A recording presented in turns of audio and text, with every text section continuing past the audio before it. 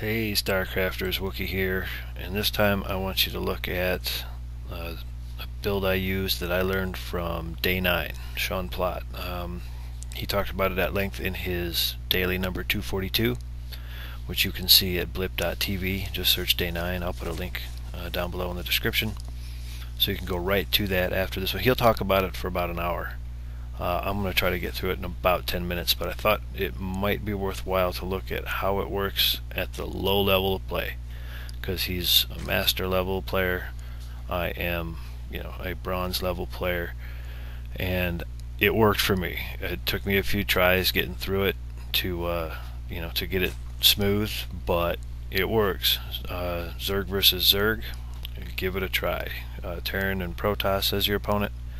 It doesn't have quite the same effect because they have ranged units and whatnot, but pretty decent, and this is what it looks like even if you are a sloppy player. So I'm the Red Zerg on the Jungle Basin. By the way, every time you think Jungle Basin, you have to think of it like the Jungle Boogie. So it's Jungle Basin, you know what I'm saying?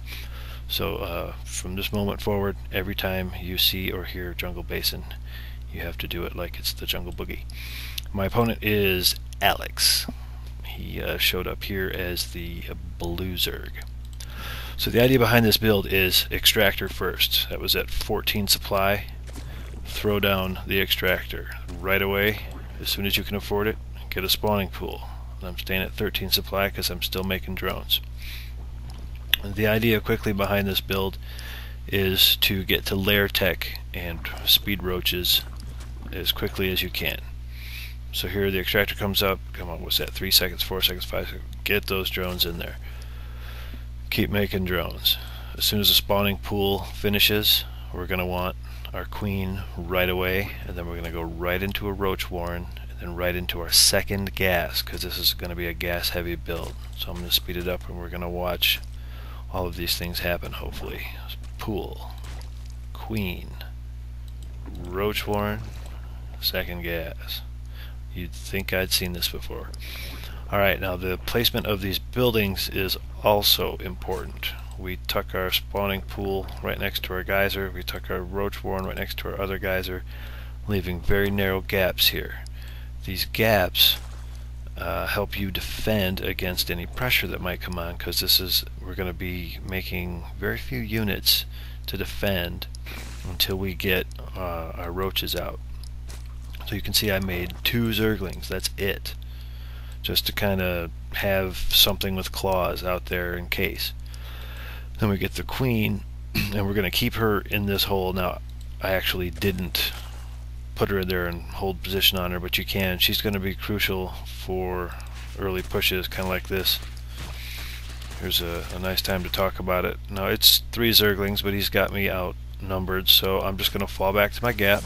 I get 1 roach to pop, and we grouped them up and took them down. So now I got the roach warren. I'll be going to lair tech real soon. I don't know why I'm not doing that right now. I got supply blocks because I floated an overlord in here and the queen killed it, so be careful on that. That's any build you decide to do, not just this one. Should be going to lair tech. Oh man.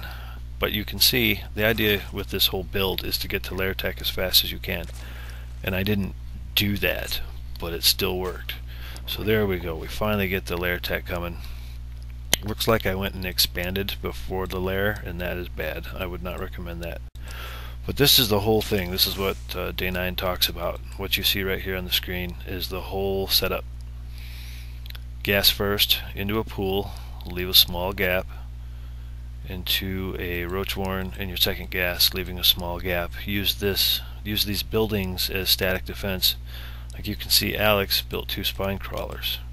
He also built a spawning pool and a roach warren. He's opted for no gas here, and he's expanding. So we've pretty much done the same thing minus 1 geyser, but he spent money on spine crawlers, whereas I didn't. I saved that money, and I don't need them because these buildings make a nice little wall and leave this gap. Now here he comes up with a second push, and I only had a few roaches out, so I don't think I can win that. So I I leave one at the ramp to get chewed on. I throw this one at them too, let them surround that and kill it.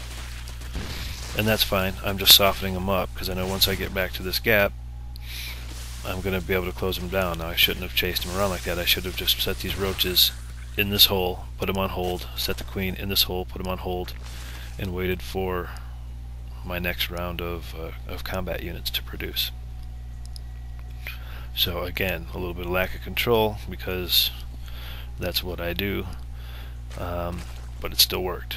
So now I'm just making roaches. That's going to be the whole thing to do, make roaches till you feel safe. And that's actually what my opponent is doing as well.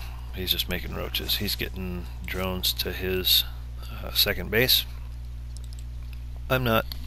I'm so bad about this. I'll get an expansion up and then I'll totally forget about it and be like, oh, you know, it'll sit there doing nothing for a while. Like, hey, at least I figured out to make a queen at it. So I'm going to speed this up a little bit until I let Alex be the aggressor here, because I'm not going to do anything until I make my tech choice off the layer.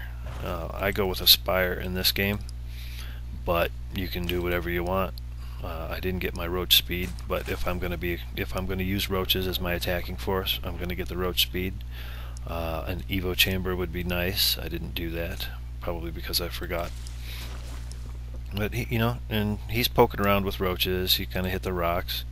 He sends Zerglings around. I'm going to knock down the back door, or at least threaten to. So then I kind of go into noob mode, and I spend a whole lot of time focusing on what he's doing here instead of what I should be doing here, because my spire is finished.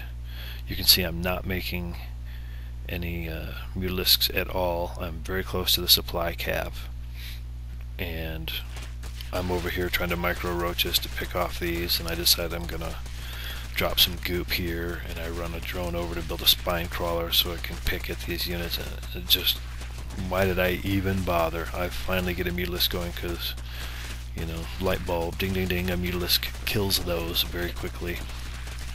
And if I had just made my darn overlord and popped a bunch of mutas all at the same time, that would have been a much easier thing to deal with.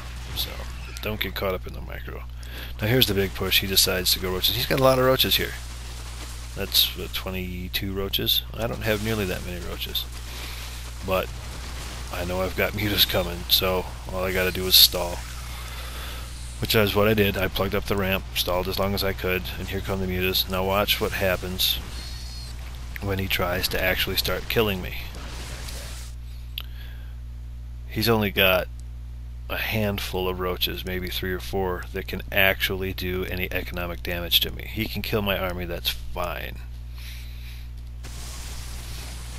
I don't mind that at all. He's actually focusing them down, it looks like, but only these roaches up here can actually hit my workers, and if he wants to take the time to funnel them all through, that's the time I have to live. So I just select all my workers and I take them way over here, and he has to run around. And of course, while that was going on, I spammed the Zergling key to give me some defenses.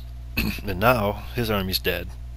I've got a small one, but it's a mutaball, and I've got some ground forces, and the units tab shows that I got a lot more crap all of a sudden. Because I had, you know, it was an economic build, you know, it was gas heavy, but it focused on drones early, so I didn't get myself by doing some early rush or anything like that.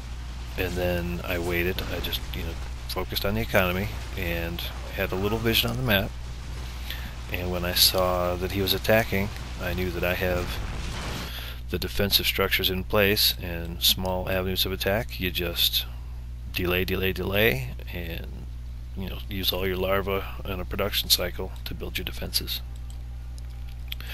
Really effective. So thank you, Day 9, for a nice build. Primarily one base. I mean, you get to here on one base, and then you can do whatever you want. It worked out well for me, and I used the mutas to clean it up because I don't think that that Alex was pumping out units or anything while he was attacking. But that was it. So there you go. Now, next time you've got an hour or so to watch StarCraft videos, go check out Day 9's. But this abridged version for the noob, the Day 9 ZvZ build for beginners. I hope you enjoyed that. I hope it helps you. Give it a try. And hopefully it will help you get some more ZvZ wins. GLHF on the ladder, everybody. I'm Wookie.